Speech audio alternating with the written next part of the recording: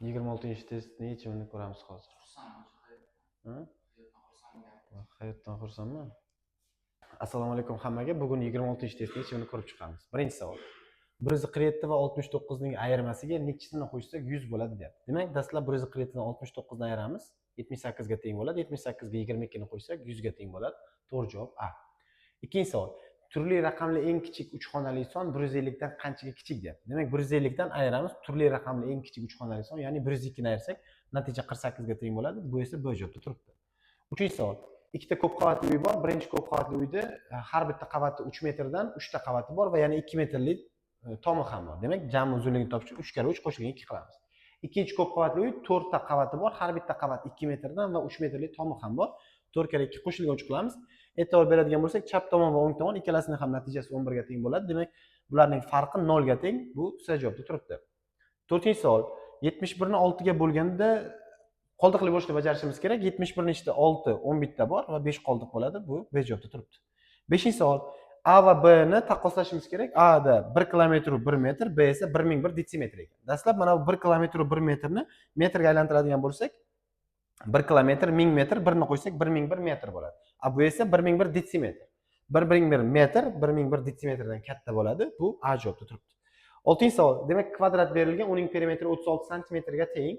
O'shani tomonini har bitta tomonni 4 sm ga qisqartirilsa, yuzini topishimiz kerak. Dastlab perimetri 36 bo'lsa, tomonni topib olamiz. Buning uchun perimetrini 4 ga bo'lsak, 9 chiqadi. Demak, kvadratning tomoni 9 sm. Endi uni 4 ni ayiramiz tomondan, chunki 4 sm qisqartirishimiz kerak. 5 ga teng bo'ladi. Demak, tomoni 5 ga teng kvadratni yuzini topish uchun 5 ni 5 ga ko'paytiramiz, 25 sm kvadrat. Endi 25 sm kvadratni millimetr kvadratga aylantirishimiz kerak.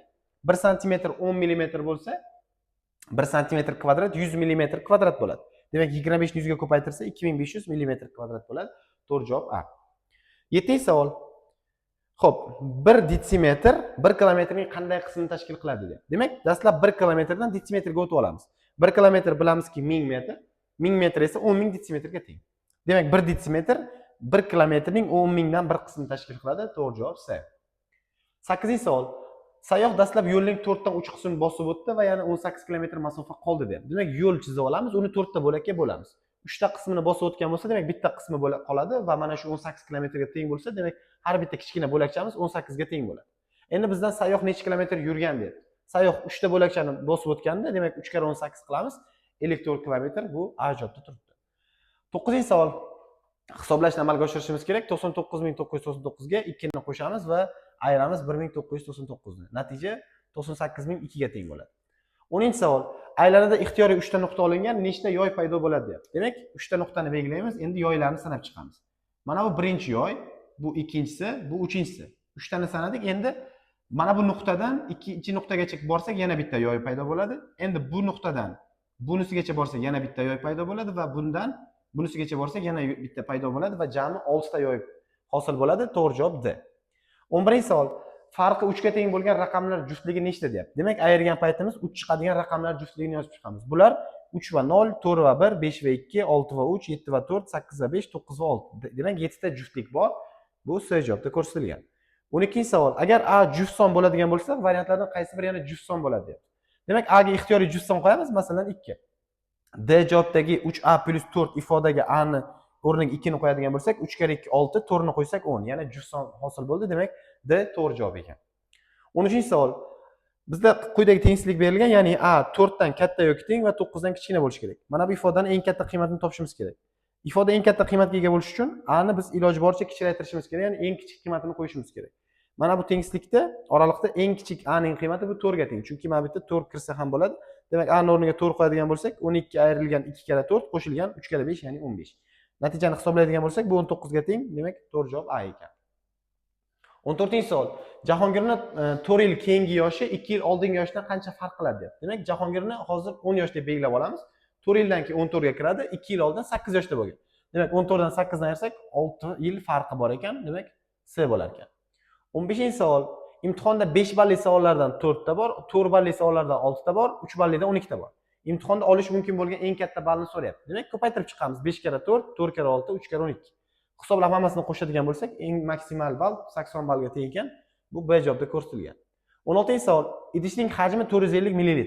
Hozir idishda 180 ml suv bor.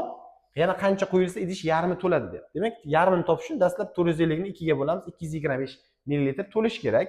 Hozir 180 bo'lsa, 225 dan 180 ayirsak 45 ml, ya'ni ustiga qo'ysak, idish yarmigacha to'ladi. Bu S jotda ko'rsatilgan. 17-savol. 1001 11 dan necha marta katta deyapti. Demak, oddiy 1001 ni 11 ga bo'lamiz. Natija 91 ga teng bo'ladi. 18-savol. 16 va 41 orasida nechta natural son bor deyapti. Demak, 16 va 41 orasida nechta natural son bor desa, 41 dan 16 ni ayiramiz va 1 ni ham ayiramiz. Chunki orasida deyapti. Agar 16 dan 41 gacha desa, 1 ni qo'shgan bo'lardik. Hozir buni hisoblaydigan bo'lsak, 24 ta son bor ekan, demak, bu B javobda ekan. 19-savol.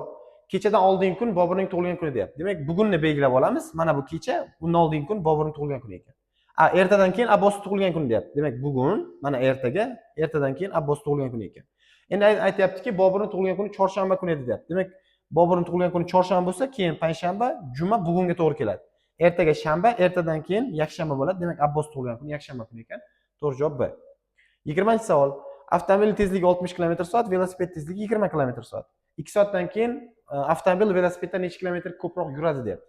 Demak, 2 soatda ikkalasini ham bosgan masofasini topish uchun 62 ga 22 ga ko'paytirib bir-biridan ayirsak 80 km bo'ladi. To'g'ri javob B.